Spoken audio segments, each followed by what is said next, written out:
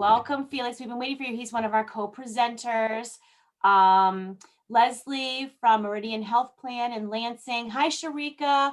Wow, Flint's really representing today. Great to have you guys on. Okay, so we're going to get started. My name is Portia. I'm the Education and Registry Manager. We're going to be recording this webinar. For those of you who have connectivity issues or need to drop out early, we will be recording it. Jen will upload it in our registry for you under our CUEU Opportunities tab in the registry. And we will also be posting it on our YouTube channel at some point next week. So if you need to watch it later or share it with a friend, it will be up there for you. At the end of the webinar, we will be sharing a webinar survey link in the chat that you will need to cut survey, submit it, and then give us about a week to send you a certificate. We have been doing lots of continuing education opportunities. We have so many certificates to make, you have no idea, but we love doing it. We're just a little bit behind.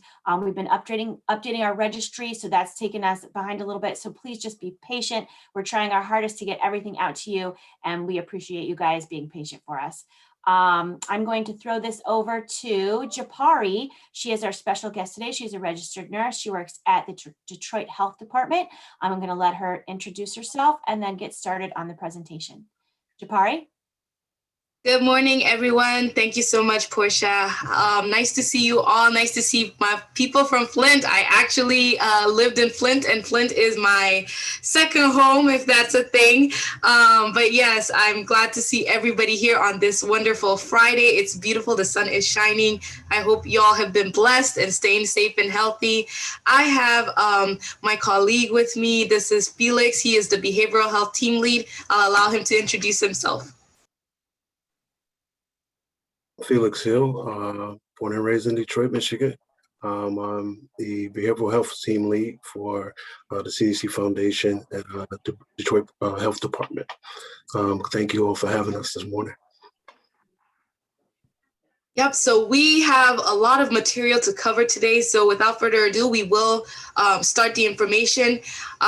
I'm going to assume that many of you have heard about the COVID-19 vaccines and have had some form of education or information brought and presented to you about it.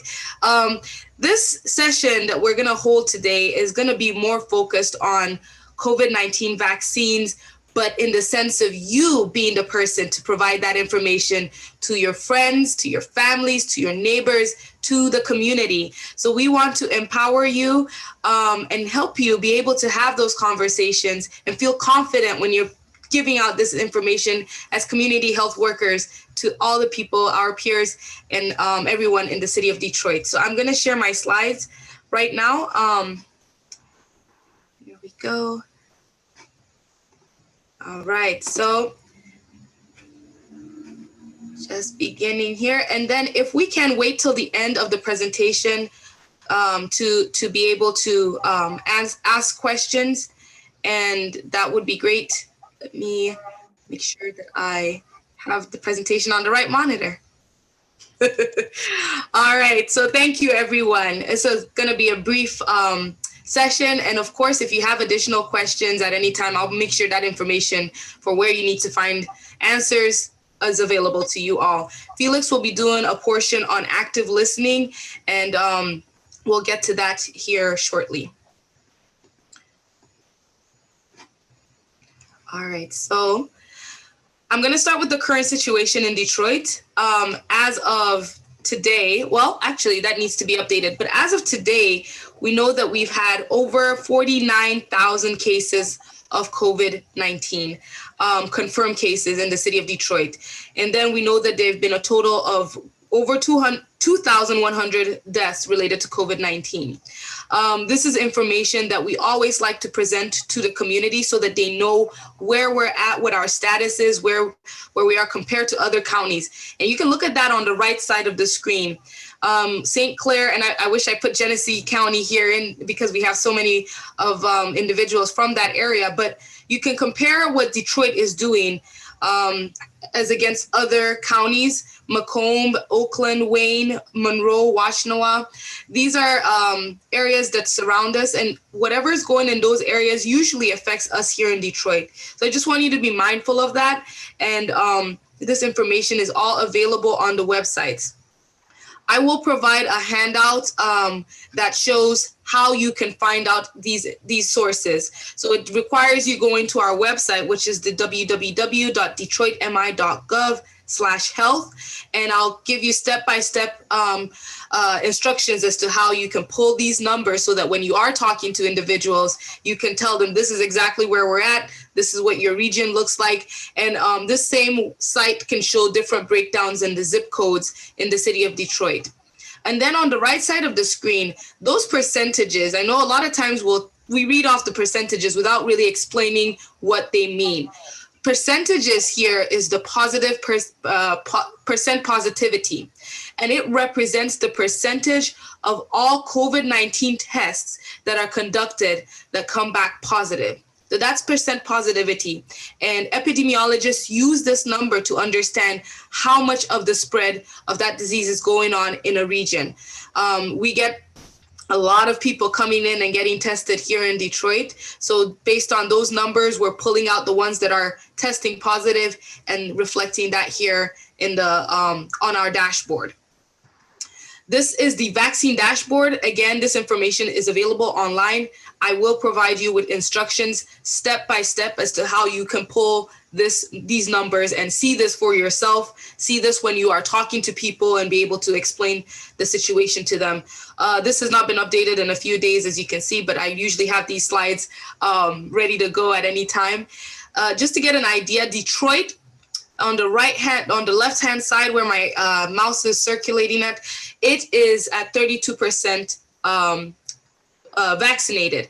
Now you can compare that to other counties and other areas such as Washtenaw, who are at 61%. They're doing a really good job there vaccinating their people. So we really need to encourage individuals who are looking to get the vaccine, information as to how they can get it, accessibility and whatnot. And all of that will be, we'll talk about in the next couple slides. Again, instructions will be provided to you in a PDF form. So benefits of getting the COVID-19 vaccine. We know that there are many benefits. We've always talked about these three main benefits. We talked about how it prevents severe illness and death. We talked about how it prevents the community from getting sick. We talked about how it prevents the pandemic from continuing longer than it needs to continue. Now, this is the part where you need to ask yourself, if you have received the COVID-19 vaccine, what are the benefits that you have gained from having it? So for example, I know I received the vaccine. I was recently able to hang out with other Nigerian individuals that I hadn't seen, and I wouldn't have been able to if we weren't all vaccinated. We'd all been vaccinated. We were able to have a barbecue. We were able to grill some Nigerian meat and just spend time with each other, something that we have not done in a long time. Another reason why I know I got vaccinated is because I'm looking forward to traveling. I want to celebrate my wedding, which got postponed because of the pandemic last year. So this is, for me, another way that I can do something to get me to that point of celebrating my wedding. So think about it for yourself. Are you now able to travel? Are you now able to see people that you weren't able to see before? Are you able to go back to work, go back to a physical setting? We've all been at home for a very long time now. There are just so many benefits, and it's so personalized and so individualized. When you're talking to people about the benefits and why it's important, talk about your reasons for why you got the vaccine or why you are thinking about getting the vaccine. All right, so we're gonna go through an overview of the immune system. And this is something we talked about in the last presentation last month, but we'll talk about it from another perspective. The human body is just one of the most amazing things ever. We know that whoever you believe created the human body, whether it's God or Allah, or if it's, the Big Bang, whatever you believe, you just have to recognize that the human body is an amazing thing. We do things automatically. Our heart pumps and beats automatically. Our lungs breathe in air. They exchange oxygen. Our immune system is fighting in the background. we're not even thinking about it. You can put your hand on your heart right now and you feel that heartbeat. You feel that, and I don't want to get too nursey with you, but you feel that SA node talking to that AV node. But it's just an amazing thing to know that your body is doing this without you consciously thinking about it. Our immune system is doing the same thing. And at any point, if anyone, has burning questions, I can say, unmute yourself and ask. But I do want to point out that sometimes we don't know our immune system is fighting, but a lot of times we recognize it. We'll have symptoms such as fever, aches, chills, nausea, vomiting. Those are signs that our immune system is doing something. And there are other things that, people have. They might have a cold sore, or they might feel like a little bit of weakness in that day. They might have runny noses. Our human body just tells us or communicates to us that we're doing something. Our immune system is fighting a disease.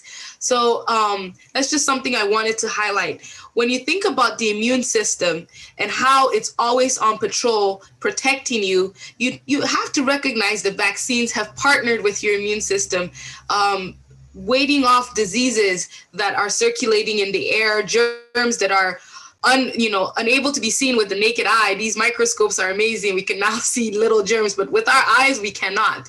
But our immune system is doing its thing. And I just want to mention that with the immunization, that is the process by which people become immune via vaccination. So another word is vaccination or inoculation. Those all mean the same thing. They're all interchangeable. And immunity is very important. It is protection from an infectious disease. So that means you can be exposed to that disease without becoming sick or without suffering the really bad effects of that disease. So the natural pathway to immunity goes as followed. You get exposed to a germ, get exposed to some kind of bacteria, some kind of virus out there, and unfortunately, you might develop those symptoms like the cough, the fever, the chills, what we just talked about. You might get sick, might end up in the hospital, have a nurse like me, hopefully not. I'll be trying to make your day nice and fun, but sometimes people don't feel like they need that energy. It's okay though. But if you do get sick, you will have two options. Your body will either recover, you'll develop antibodies and you'll achieve immunity, or you could die. So those are the two options that we have when we get infected with diseases. A lot of us, fortunately, have survived many of the germs and things that attack us. I recently had a cold, still overcoming it, but it attacked me, and fortunately I survived, but my body is still working on building those antibodies so I can be immune to that specific strain of the cold. I'm going to show you a couple graphs here. I thought this was super cool. I'm not going to show you all these graphs, but I wanted to point out how vaccines, how infectious diseases have been doing over the last couple decades.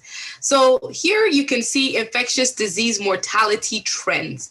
This is just showing what has been going on from the early 1900s. So that's the 20th century. Let me see. I don't know what major event happened in the 1900s other than the turn of the year. But you can see that diseases, all causes of diseases has trended down up until 2015. They've been coming down. And then you can see non-infectious causes. This is your heart attack. This is your stroke. This is things like COPD, CHF. Those are non-infectious causes of death. Those have also been trending down, but they've stayed kind of steady because those are more chronic diseases. However, if you look and see infectious diseases causes, they've trended down a lot. Whereas you had a high mortality rate at the beginning of the 19th century, you have a lower mortality rate at the end in 2015 when this data was taken from JAMA in 2016. Another little graph here that you can see, vaccine preventable diseases, their mortality rate has gone down as well from that 1980, from the 1980s to 2015. And then also you can see streptococcus pneumonia, the infectious version of it has come down. With hepatitis B, only with that, you can see it did dip up in the 1990s, but has also trended down over the years. So we'll talk about vaccines here. We've done some conversations about vaccines. We'll talk a little bit more. So other than the COVID-19 vaccine, I just want you to think about this. What is the most recent vaccine that you yourself have received or your child has received? Off the top of my head, I recently received a Tdap vaccine. That's the tetanus, diphtheria, pertussis vaccine. And that's one of those vaccines that's a booster shot. Women, if you are admitted to the hospital, if you're pregnant, you're going into labor, they might give you in your third trimester, they might give you the tetanus vaccine. And yeah, if you all want, you can put some of this information in the chat so we can discuss them in the chat there, but I'll keep going through so we have enough time to cover this material. And then why do we get these vaccines? I know I got the vaccine because my titers were low. So my antibodies that I'd built up from the shot that I received previously, which was 10 years before, those antibodies levels started to go low, and my hospital required that you have a higher titer level. And then also, in case anything ever happens, like I get injured at work, I feel I'm a little bit protected from getting a disease like tetanus, because that scares me. Tetanus itself, disease, and I have a story, but I won't go into that story about tetanus. But I do also want to talk about my own experience with vaccines in general. I mentioned that Flint is my second home. My first home is actually Nigeria. I was born and raised in Nigeria, and my first interactions with nurses, which I can actually say is probably the reason why I became a nurse. A lot of times when I was younger, we would see nurses coming out in droves. They would come out to neighborhoods, they would come out to churches, they would come out to school, and they would vaccinate children one at a time. They would line them up and vaccinate them. And what was happening was they were vaccinating children from the disease called polio, which is caused by a virus. What happened was Nelson Mandela in 1996 began a campaign. It's called the Kick Polio Out of Africa campaign. So this is almost 30 years ago now. And at that time, the whole continent was dealing with a polio epidemic. The United States, you guys were doing a lot better than other parts of the world. Africa was ready to be on that level too. However, Nigeria, my home country, and my background today, by the way, is a water reservation park in Nigeria. It's called the Yankari. So if anyone ever wants to go out there, that's where that is. But Nigeria was actually not doing great with regards to their battle with polio. And there was a lot of stuff involved with that. There was politics, there was medical mistrust, there was funding issues, a lot of things. It's not just one reason why we struggled to get polio out of Nigeria, but we did not eradicate it like other countries in Africa. We were still having polio outbreaks up until the 2018. And there's still two countries currently that still have polio. That's Pakistan and Afghanistan. But as of last summer, so almost a year now, Nigeria was deemed polio free. And then that was by the WHO. In current news, or more current news, Africa officially became certified as wild polio free because Nigeria was able to eradicate it eventually. So what is the moral of this story? There are many lessons. Teamwork, number one, the community coming together, nurses and individuals just making sure that children were vaccinated, asking their parents, asking them and educating them about polio and what it can do. I don't know if you all are familiar with it, but it's a really sad disease. And at that time in 1996, over 50,000 children were contracting this disease and getting paralyzed from it, permanently paralyzed. That means they're stuck in wheelchairs, using crutches, unable to live, their full potential for a disease that could have been prevented in the first place. If you want to put 50,000 into perspective, actually it was 75,000, yes, because if you want to think about that number, Ford Field can take up to 65,000 people. So if you fill that stadium up with children and then add an additional 10,000 children to that, that's the number of people every year that were contracting and getting paralyzed from polio back in 1996. Fortunately, in this time, that is not the case. Hopefully we don't have to wait 26, 27 years to eradicate COVID-19, but it will take all of us working together. It will have to take that. So just briefly, we've talked about this before, the goals of a vaccine. We know that vaccines work to provide a long-lasting protection against diseases. They stimulate your immune system, they wake your immune system up and get your immune system to fight back. We don't need to talk about how they're administered because we know mostly through shots. And then we know that there are different types of vaccines working in various ways because diseases affect us and attack us in different mechanisms. So back to our little pathway of immunity. So on the top part, that's what we already talked about. You get exposed to a germ. Back in the 1900s, when these diseases were really rampant, people would develop antibodies, maybe not, some would die, many would die, but it was just kind of like a shot in the dark if you got an infectious disease. Now at the bottom part of this slide, you can see that with vaccines, it's a little bit different. You get exposed to a vaccine version of that germ, and rather than having the signs and symptoms and the really bad illnesses that these diseases cause, you still develop antibodies and you achieve immunity in that route. So when you're talking to people about this, just help them understand that in the earlier parts of the 20th century, things like Black Plague, things like smallpox, they were just killing people. Cholera, diseases like that we kind of don't even think about anymore. And the only reason why I said cholera was because my dad, who's visiting me, he mentioned how he got the vaccine for cholera and it was a dreadful vaccine. So I never had that before, but he said it's a terrible vaccine.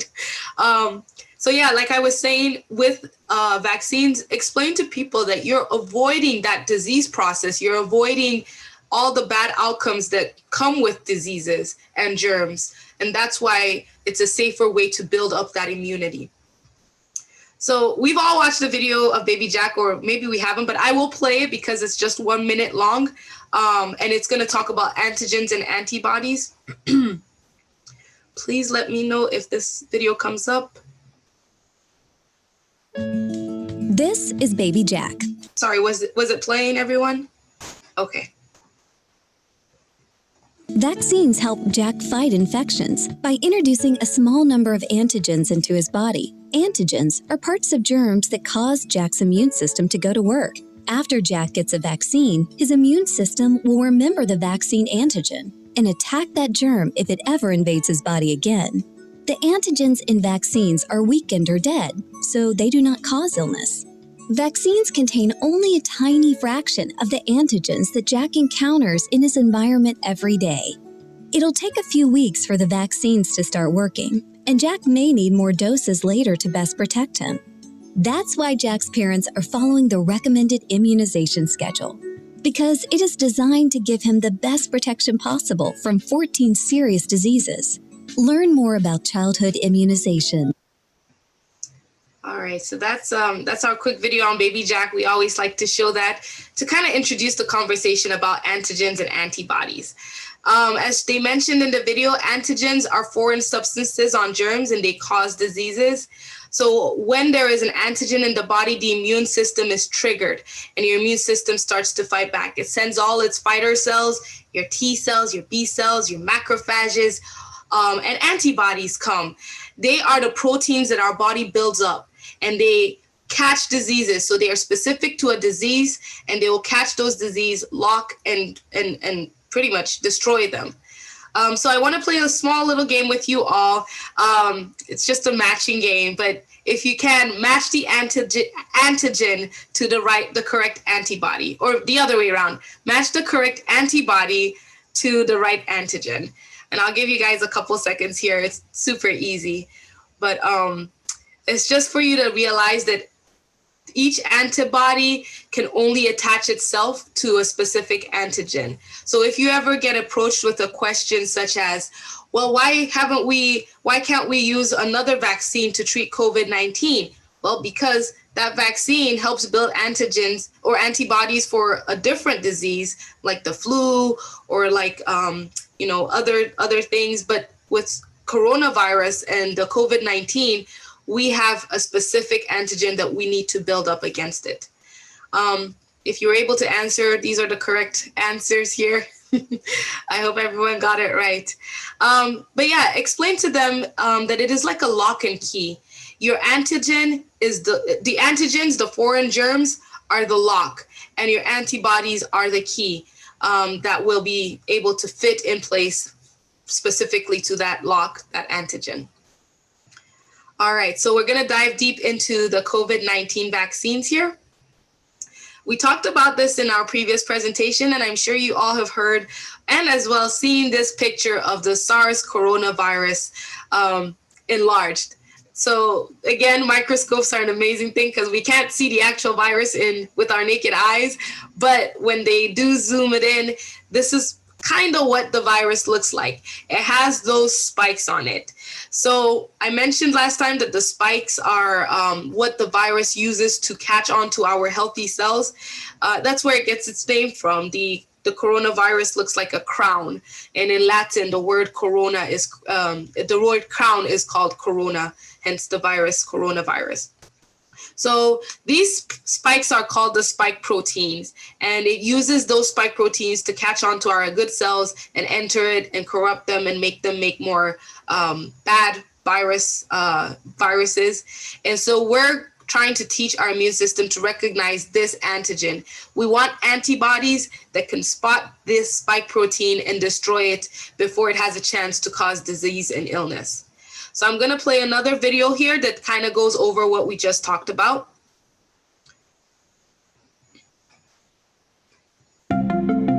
Researchers have found that the COVID-19 virus begins the process of creating copies by attaching its spikes to a host cell. Those spikes offer a target for vaccines. With the right preparations, our immune system can utilize this vulnerability. A vaccine is used to arm our immune system. It contains messenger RNA, which can direct cells to make specific proteins. The messenger RNA tells our cells to produce COVID spikes. These harmless spikes give our immune system the information needed to quickly detect a coronavirus infection and produce the appropriate antibodies. The new antibodies respond once COVID has entered the body. They attach themselves to the spikes on the COVID virus, rendering the spikes useless, protecting our cells, and keeping the virus from reproducing.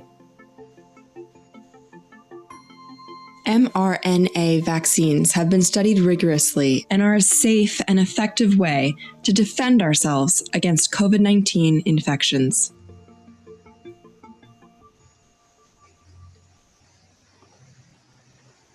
All right, thank you guys. So that's pretty much what the mRNA vaccines do. And this is your Pfizer and Moderna vaccines. That stands for messenger ribonucleic acid. That did take me some time to be able to pronounce and say without errors. But this vaccine, if you can understand how it works, it basically is a recipe. It's instructions, with a recipe card, it tells do this, do that, do this, and do that. So this mRNA is that message, and your cells, which are constantly working, are reading and messaging each other back and forth. So the vaccine is giving your cells a message, and that message is to create spike protein. That spike protein that we know COVID-19 viruses have. So when some of your cells start to exhibit that spike protein, your immune system wakes up and it begins to realize that there is a foreign invader and we have to take it down. And so they start to attack that cell and create antibodies. The result is the antibodies, which we want, so that if you're ever exposed or in an environment where there's coronaviruses, your antibodies will automatically catch it and destroy it before it can cause diseases. Now we're going to talk real briefly or speak about the adenovirus, which is the Johnson & Johnson virus.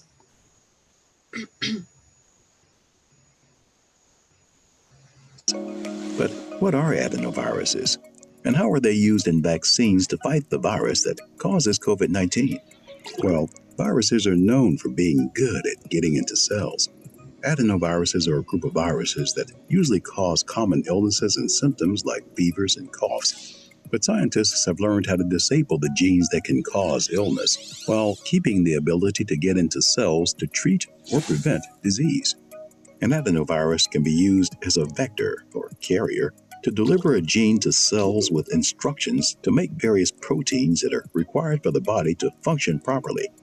Think of the adenovirus vector as an envelope with a message inside. And in the case of a vaccine to fight COVID-19, the message being delivered is a gene that will instruct cells to temporarily make just enough of the SARS-CoV-2 spike protein to activate the immune system. This spike protein is an antigen that is recognized by the immune system as a foreign invader. These antigens trigger the immune system to produce specific protective antibodies that neutralize the virus. In this case, the antibodies needed to fight COVID-19. If a person is exposed to SARS-CoV-2 after receiving the vaccine, the immune system will detect the familiar antigens and produce antibodies to attack them. The cells are not given enough instructions to build a full virus, so the vaccine cannot cause COVID-19.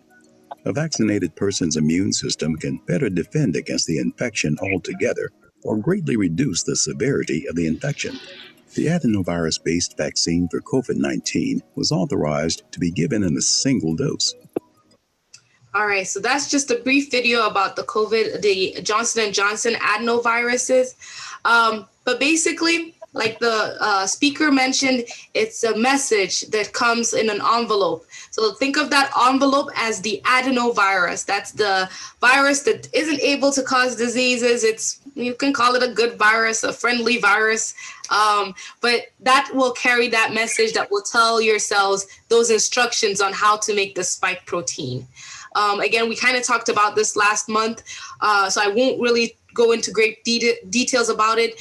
The bottom line is coming up with your own version or your own understanding of that process so that when you are explaining it to people, they can get it, they can understand it as well. So me as a nurse, if I'm at the bedside talking to a patient or a client, I'll let them know, I'll ask them what they do for a living. So if it's a truck driver, for example, he can tell me or she can tell me that they drive around. So I will be able to develop an explanation that kind of is around what they do, so it makes sense. And I find that that's probably the best way to talk to people about things that are, can be complex, but in an environment or in a setting that they might be able to understand better. So with the truck driver example, you can say that truck is bringing, that truck is not able to, it's like an electric truck.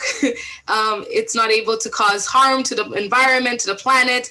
It doesn't pollute. It doesn't emit gases and everything. But inside that truck is a tiny little box that is that is being delivered to a little girl, and it has a teddy bear for her. Just so I'm just making that up, but just kind of coming up with your own example to help better explain what the spike proteins do, what the mRNA vaccine does, and what the viral vectors vaccines do as well.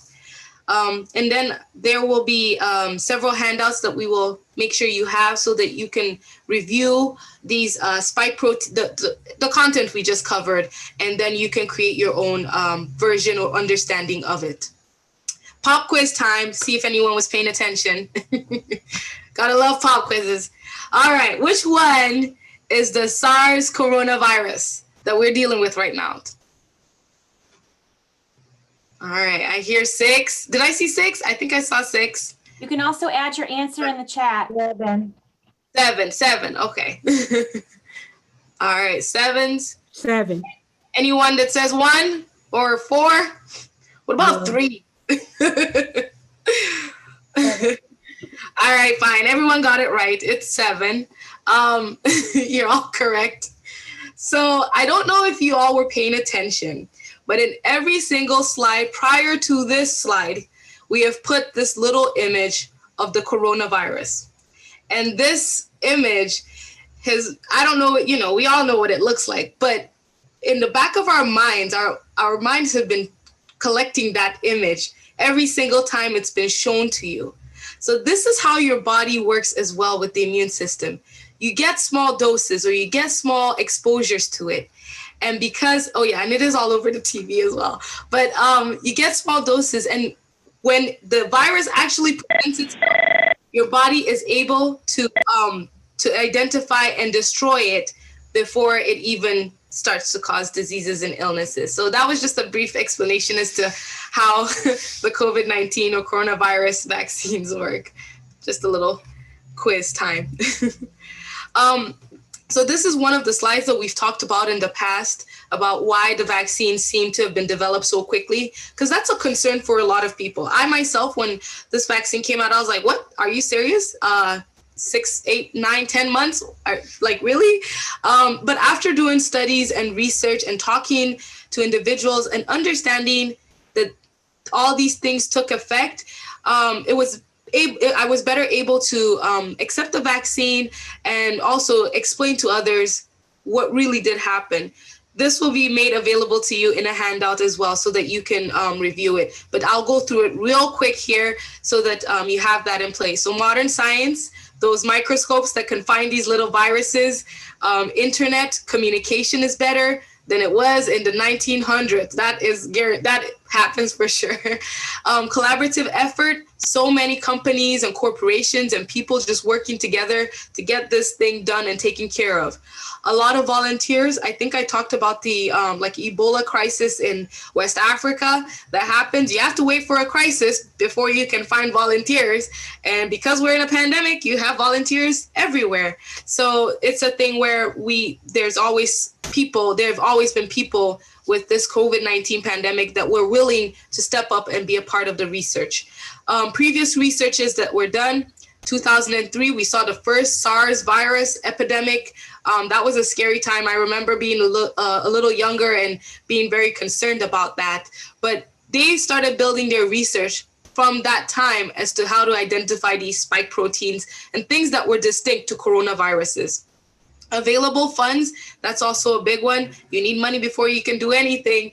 And basically, the government was able to pay these pharmaceuticals and companies to get their vaccines out, manufacture them, so that they could focus on getting a safe and effective vaccine rather than trying to raise funds and things of that nature.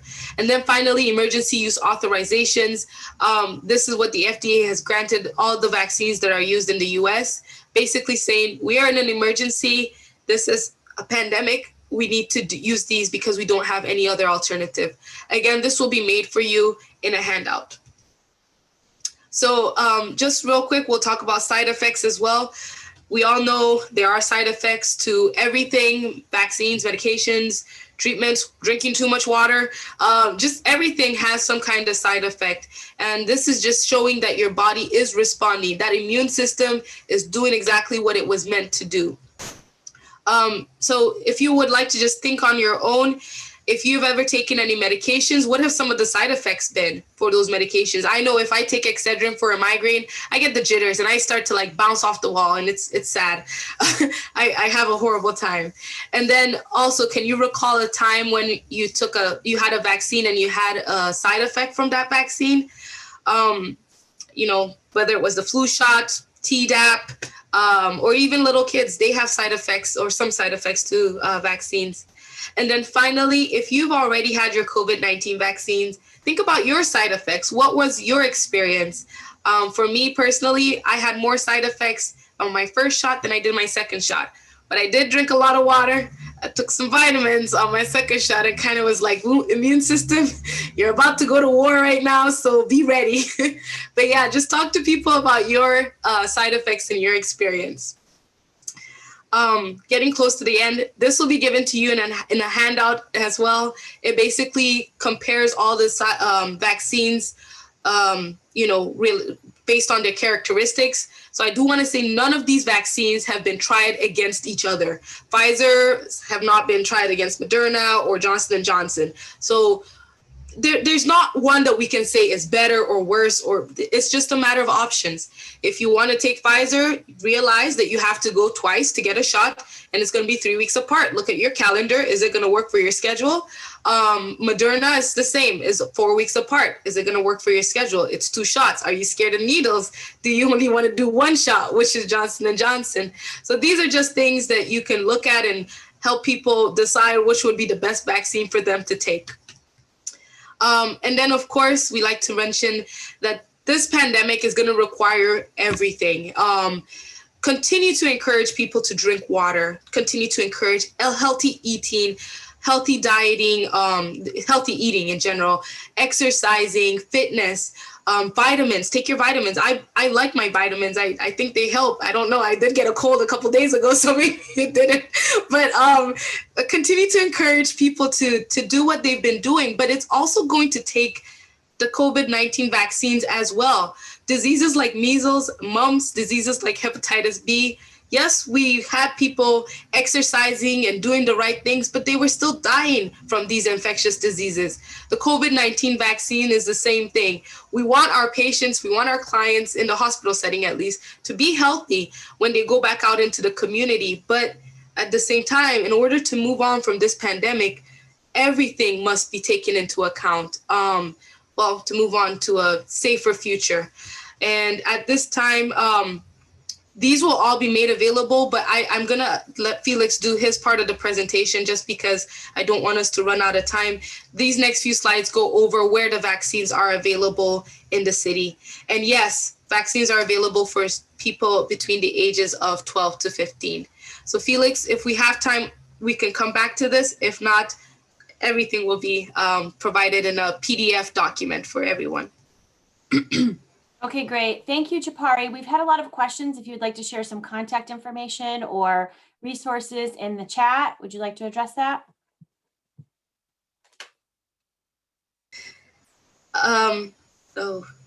Yes, there's quite a few. Yes, I will put all our contact information in the chat, and then we'll have one more screen after Felix's presentation for all contact information and other various things related to COVID-19 vaccines. Okay, great. So it sounds like there's going to be a lot of resources at the end of the presentation after Felix finishes. So, Felix? Hi, everyone. Thanks to Japari. Japari is like the most awesome presenter in the world. So, active listening. The reason we're taking this approach, you can go to the next slide, Japari. The reason we're taking this approach is because with the coronavirus and these vaccines, it's kind of polarized everybody and their views. And so I want you all to be mindful that when you have polarizing views, it requires us, especially with you all getting this information and trying to articulate it to other people, is being able to be empathetic where other people are. And so that requires us to do some active listening. Now, active listening, you need to know that good communication is more than just talking. Most people are not aware that the #1 rule of communication is listening. A lot of us don't understand that. And so, yet there is an art to doing so. And it's something that we have to practice. Active listening is a structured way of listening and responding to others. When actively listening, your attention is focused on the other person and attempt to understand, interpret, and evaluate what they are telling you. The key is to communicate without judgment.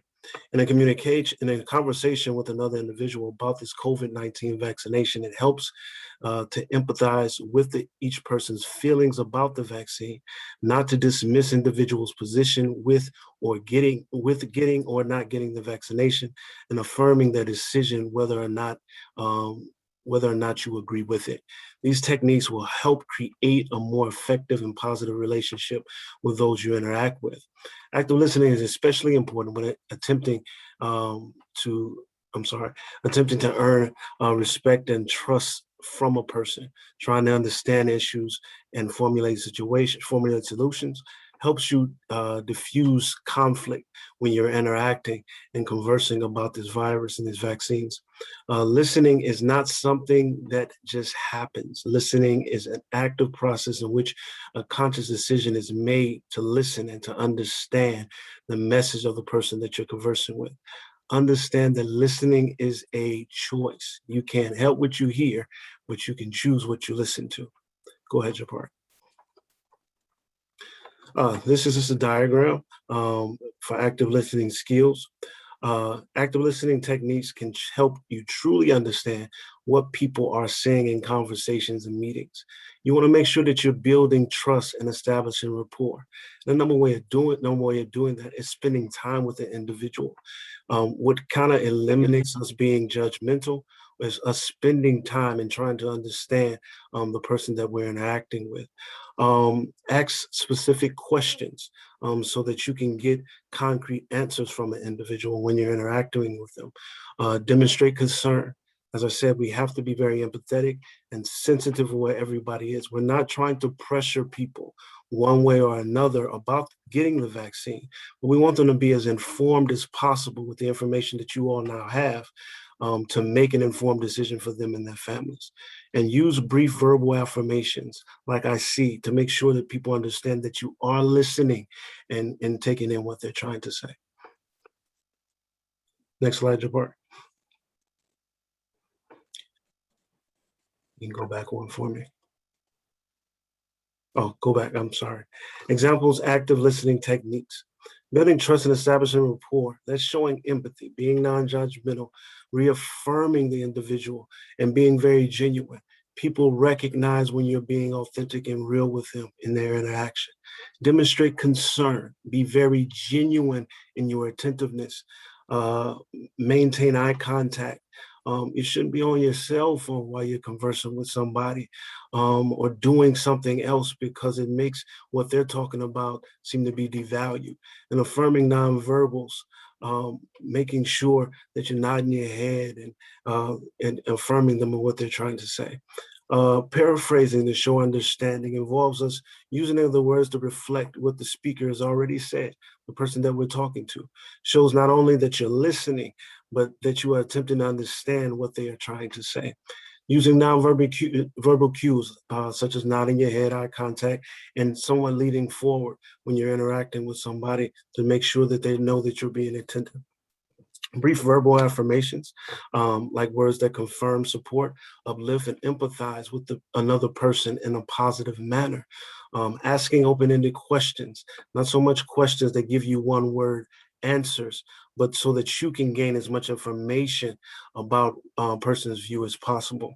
And ask specific questions so that you're getting concrete responses, as I said, and waiting to disclose your opinion. Wait until you understand and have heard the entire context of what an individual is saying about their position with the vaccine or the vaccination, and avoid interrupting by trying to redirect the conversation with your own concerns. These are some of the active listening response examples that you can utilize for each one of those categories. Building trust and rapport. Example would be, tell me what I can do to help.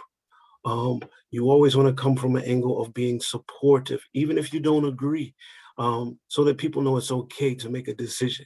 I was really impressed with how you handled that situation, reaffirming the individual. Demonstrate concern. Oh, that's tough. You must be uneasy about making a decision because of this when the person is trying to explain. Paraphrasing. So you are saying ... So you think that, and that's reaffirming and paraphrasing what you've already heard so that they know that you're listening. Verbal affirmation. I understand that. Thank you. What changes, asking open-ended question, what changes could have been made to help you make a more informed decision? What would you like to see happen as a result of? Asking specific questions. How many people do you know that have been vaccinated?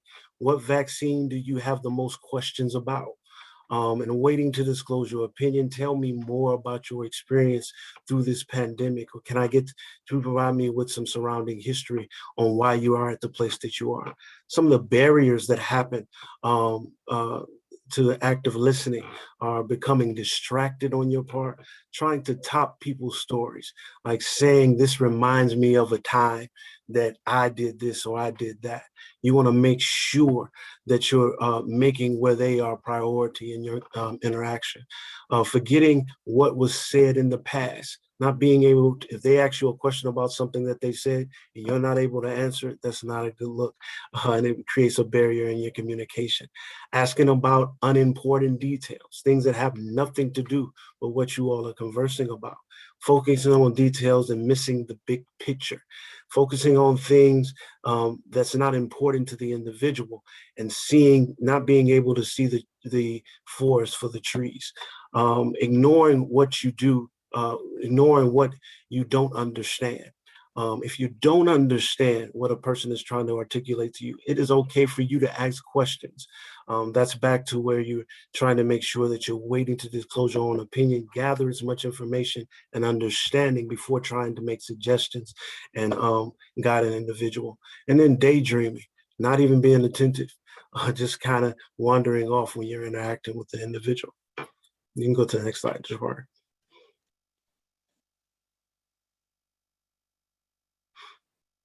Additional active listening skills, validation, emotional intelligence, be authentic, show authenticity, problem sensitivity, being sensitive to problems. Some individuals that you'll interact with, their reason for not making a decision about this vaccination or not wanting to may be compounding on other issues that they're having in their lives. And so you want to be sensitive to that in your interaction with individuals.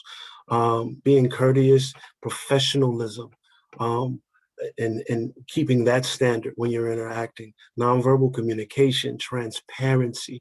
I personally, when interacting with individuals, I share with them that I did have COVID in November. And coming from a behavioral health side, I understand the layers of having COVID or even having to deal with this pandemic. For instance, an example that I normally utilize is that my daughter is 6. And so when I had COVID, I couldn't tell her that I had COVID. I had to tell her that I had the flu because she would have equated COVID with death. And I didn't want to make her anxious or scared while I was in quarantine.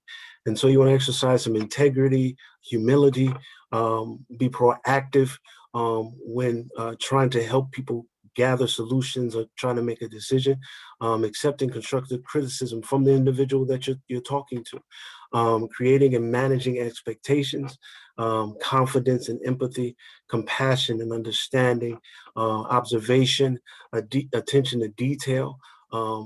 Be mindful of your vocal tone. Sometimes when you're talking to an individual, it's not always what you say, it's how you say it.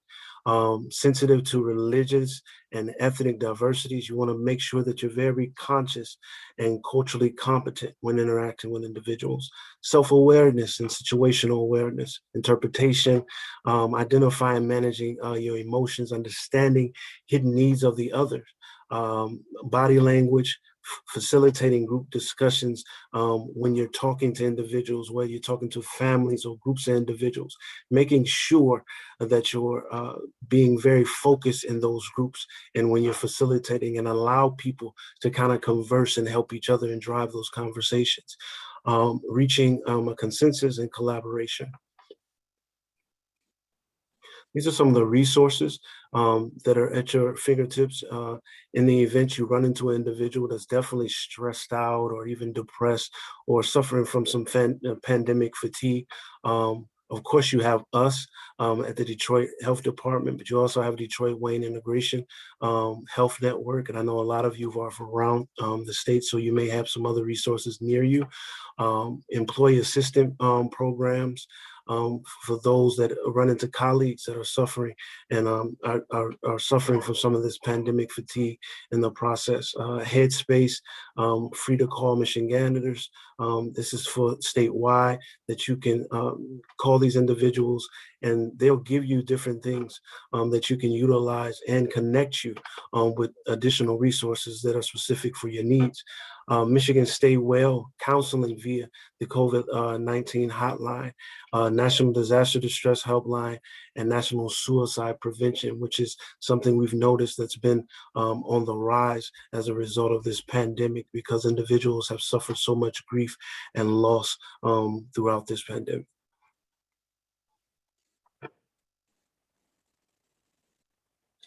These are some of the connections that you have to get in touch with us, and I'll let Japari touch on that. Thank you so much, Felix. And yes, there was great comments in the chat. Felix is a phenomenal behavioral health specialist. And if you all need any additional resources, please, I'll put my stuff in the chat as soon as I'm able to stop screen sharing. But I do want to highlight that behavioral health is available for you all. So please get in touch with us. Our community hotline is here, the 313-876-4000 for questions, comments, concerns. And you can also email us at dhdoutbreak@detroitmi.gov. For individuals that would like to schedule their appointments, or if you need to direct anyone to schedule their appointments, the number is 313-203-0505, and the option is option 1. And then to schedule testing, so someone may need a test for COVID-19. Because I had some symptoms and I needed to get tested recently, we had a possible exposure at work. I made sure that I was able to call and get tested for COVID. So please, 313-230-0505, option 2. And then to get a site nearest to you. So maybe you're talking to someone, maybe yourself, you're out in the community and you need to get the sites that are closest to you, like in real time. You can text this number and it'll give you the 3 nearest sites. So you text your location to that number, 313-217-3732. And then, of course, on the right side of the screen, any COVID-related questions, we have our Power Hour, which is actually turning into a town hall. And there's no official flyer out yet, but we will be having some medical providers, doctors on this call on Monday. It's every day, Monday through Friday, from 12 to 1 p.m. Meeting, it's a phone number with the 312-626-6799 with a meeting ID of 848-7714-7801. And then you have our nurses line. So this is a nurse on the call every day that is ready to talk to you about COVID-19, ready to help you craft your understanding or help you build your understanding on COVID-19. Call us at 313-774-5570. You can also call the community hotline, and I think we are option 3. And then if you have individuals that need transportation to their appointments, you can call 313-230-0505 and let them know that the person is going to need a ride. I believe they are $2 rides to vaccine appointments. And we recently announced we will be partnering with Lyft and Uber to transport people for their vaccine appointments.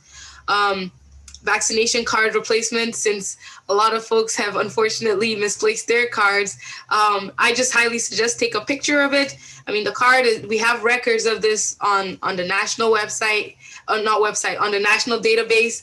But if you do need a replacement card, contact Kionda 313-407-3151 or her assistant Brian 313-465-0182. And finally, for our individuals that may be homebound and unable to get to a vaccination site, we do offer partnership with the Detroit Area Aging on Aging, the DAAA, at 313-446-4444. Yes.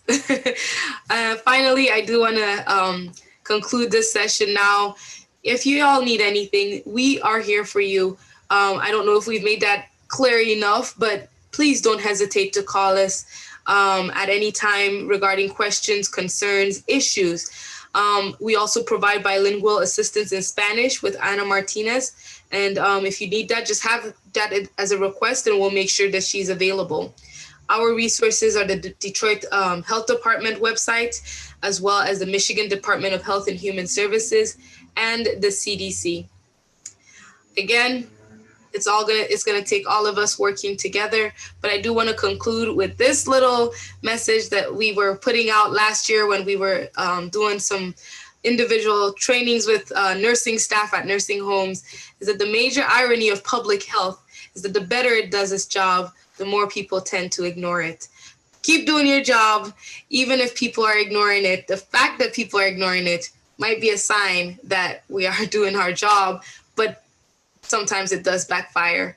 So I want to say, are there any questions in the chat? I know we are just hitting 12:01.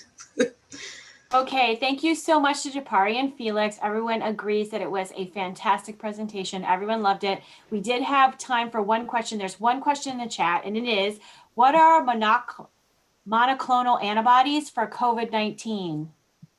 Oh, okay. Great question. So monoclonal antibodies are a treatment that we are currently using for individuals with new onset of COVID-19. Not to get too much into the weeds of it, basically we have two drugs that are emergency use authorized monoclonal antibodies. And these are drugs that monoclonal antibodies are man-made, if I can use it, science-made antibodies that can help fast and destroy coronaviruses if your system is under attack. So let's say you have an individual that is that recently gets diagnosed with COVID and they start to go into some distress. Maybe their breathing is labored. Maybe they're not doing as well as they're supposed to do. We immediately will start them off with monoclonal antibodies. We won't give the vaccine because vaccines take at least 2 weeks to develop. Monoclonal antibodies are faster. They target specifically the coronaviruses. They've been studied for a long time. They make a lot of cancer medications and treatments with monoclonal antibodies. But sorry, I could go on and on talking about them. But that's just a brief synopsis of what monoclonal antibodies are, just another therapy for us to use for treating COVID-19. Okay, wonderful. Great question and great answer. We will be having another COVID-related webinar with Japari and perhaps Felix, probably in the next month or so. So please stay tuned for that. Nicole has posted the webinar link for your webinar survey that you must fill out in order to get your CEU certificate. So click on that link, go on over, fill out that webinar survey. It's very brief. Give us about a week to get that out to you. And I think that's about it. Thanks again to our presenters, Japari and Felix from the Detroit Health Department. Thanks to everyone at MiCHWA who helped make this happen. We hope you guys have a safe and wonderful Friday and weekend, and we hope to see you soon, hopefully in our next webinar, which is for oral health. That's going to be on May the 27th at 11 a.m. If you'd like to take your mute off, if you'd like to turn your camera on just so we can say our goodbyes like we do at the end of all of our MiCHWA webinars, you can do that. Otherwise, thank you very much. Have a great day, and this recording will be on YouTube. All right, have a great day. Thank you.